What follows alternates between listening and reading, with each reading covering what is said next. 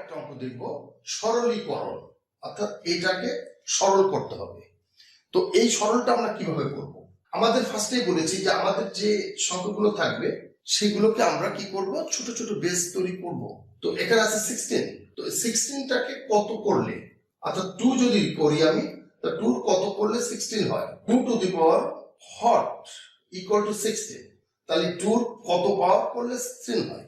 তো নিশ্চয়ই 2 to the power 4, কারণ হচ্ছে 2 গুণ 2 গুণ 2 গুণ 2, চারটি 2 গুণফল হচ্ছে 16।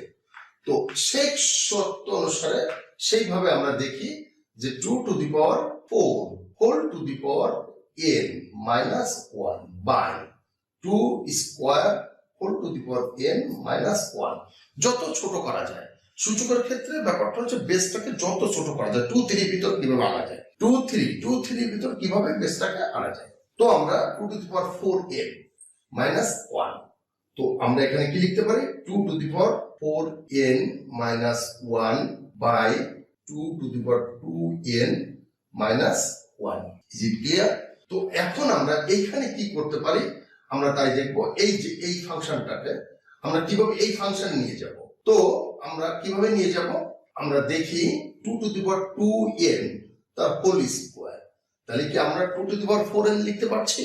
তো আমরা যদি লিখি যে 2 টু দি পাওয়ার 2n তার হোল স্কোয়ার মাইনাস 1 বাই হচ্ছে 2 to the power 2n minus 1, তাহলে কি পাচ্ছি এখানে a square minus b square, a square minus b square, তাহলে 2 to the power 2n plus 1 into 2 to the power 2n minus 1 by 2 to the power 2n minus 1, তাহলে এটা কেটে গেল, এটাই অ্যান্সার। আমরা এই শর্ত আরোপ করে, অর্থাৎ a to the power n whole to the power m, এখানে m আর n এর গুণ হয়ে যায়, তাহলে আমরা সেই শর্ত অনুসারে এইখানে ভাগ করতে পারি। আবার এটাকে কিভাবে লিখতে পারি, a to the power m whole to the power n এভাবে লিখতে পারি। আমাদের প্রয়োজনে উল্টায় আগে নিতে পারি, আবার পরেও নিতে পারি, যেহেতু গুণের সম্পর্ক আছে। তো সেই ক্ষেত্রে অনুসারে আমরা এটাকে এভাবে সেট আপ করা।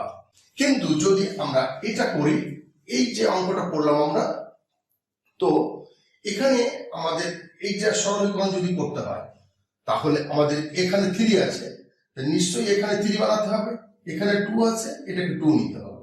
তাহলে কি করে করতে হবে, যে 9 to the power n minus 4, তাহলে 9 to the power n minus 4 কে আমরা কিভাবে ভাঙাতে পারি, 3 স্কোয়ার মানে কি 9 whole to the power n minus 2 square মানে 4, আবার 3 to the power n plus 2, তো 3 টু দি পাওয়ার 2n, তাহলে এইটাকে আমরা সাজা লিখতে পারি 3n whole to the power square, 3 to the power n whole to the power square, কারণ হচ্ছে আমাদের নিচে আছে 3n, 3 to the power n, তাহলে minus 2 square by 3n plus 2, a square minus b square, তাহলে কি লিখতে পারি 3n plus 2 into 3n minus 2 by 3n to the power n plus 2।